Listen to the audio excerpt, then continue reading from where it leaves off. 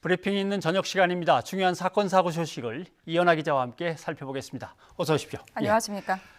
오늘 첫 소식은 어떤 겁니까? 네, 대법원이요. 박근혜 전 대통령의 국정원 특수활동비 사건 재판에서 2심을 다시 심리하라고 판결을 했습니다. 예. 이 2심에서 무죄로 인정한 일부 국고손실 혐의와 뇌물 혐의를 모두 유죄로 봐야 한다고 이렇게 판단을 한 건데요. 이에 따라서 징역 5년을 선고받은 박 전 대통령의 형량이 파기환송심에서 더 늘어날 가능성이 커졌습니다. 아하.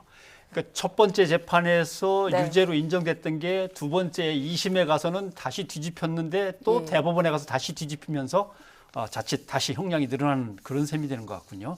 자, 그러면 대법원이 2심 원심 판결을 깨고 일부 혐의를 유죄로 인정한 이유들을 좀 살펴보죠. 네, 일단 박 전 대통령의 문제의 국정원 특활비의 총 규모가 35억 원입니다. 35억. 예. 자세히 좀 짚어보면은 남재준 전 국정원장이 6억, 그리고 이병기 전 원장이 8억, 그리고 이병호 전 원장이 21억 원을 박 전 대통령에게 건넨 것으로 조사가 됐었죠. 예. 근데 이 혐의의 쟁점은요, 바로 국정원장을 국고손실죄 적용 대상인 회계관계 직원으로 볼 수 있는지 여부였습니다.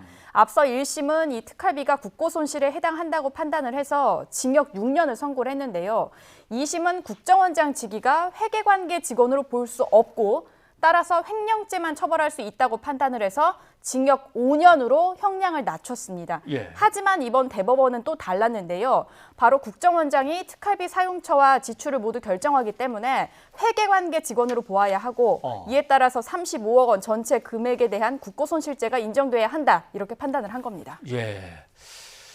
좀 복잡하긴 합니다만은 네. 예를 들면 격리 직원 있고 격리 부장 있고 총무국장 있고 본부장 있고 한데 본부장도 결제 라인이고 지시하는 라인이니까 회계 직원이나 마찬가지다 이런 뜻이 드는군요. 예, 그렇습니다. 결국 국정원장도 회계 직원으로 봐야 된다라고 그러면 이제 국고손실죄가 적용되는군요. 예, 그렇습니다. 예. 하하. 그러면 뇌물 혐의 이건 네. 또 중요한 건데 1심, 2심에서 다 무죄였는데 이 네. 뇌물 혐의가 대법원에서는 일부 또 인정을 했습니다. 예, 그렇습니다. 바로 이 뇌물 혐의의 핵심을 보면은 바로 이 직무에 대한 대가성 여부인데요. 네. 지금 박 전 대통령의 혐의를 살펴보면 35억 원의 국정원 특활비를 받은 혐의로 기소가 됐었는데 이 중에서요. 2016년 9월 이병호 전 국정원장에게 받은 2억 원에 대해서는 뇌물죄가 인정된다는 게 이번 대법원 판결의 취지입니다. 대법원은 이병호 전 원장이 박 전 대통령이 국정원 자금을 주지 말라고 지시를 했는데도 예. 자발적으로 돈을 건넸고 국정원 운영 전반에 관련한 직무 관련성과 대가성이 인정된다 이렇게 판단을 한 겁니다. 더 이어서 말씀을 드리면은 대법원은 대통령이 국정원장 인사권자로서 막대한 영향력을 갖고 있어서 이 국정원장이 대통령에게 자발적으로 돈을 교부하는 것이 공정성을 의심받기 충분하다 이렇게 설명을 했습니다. 예. 관행적으로 늘 주고받던 돈을 이제 그만하라고 했는데 네. 따로 갖다 준 것은 뭔가 대가를 바라고서 준 그렇습니다. 뇌물이다 이렇게 되는군요. 네. 그래서 뇌물죄가 다시 인정이 됐군요. 예.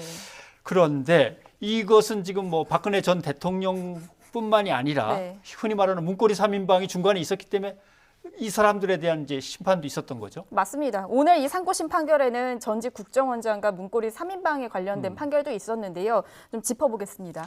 우리가 이제 문고리 3인방으로 알려진 이재만 그리고 정호성 안봉근 전 비서관에 대해서는요.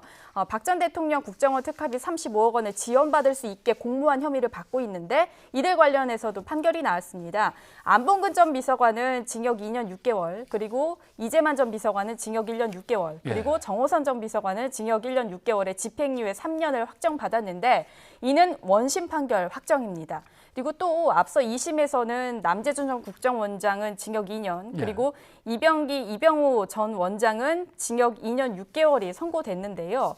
대법원은 국고손실죄를 적용하고 이병호 전 원장에 대해서는 뇌물공여죄까지 인정해야 한다는 취지로 해서 특활비 사건을 파기환송했습니다. 네, 그러면 이제 고등법원에서 다시 심리를 또 해서 그렇습니다. 재판을 해야 됩니다. 네. 하하.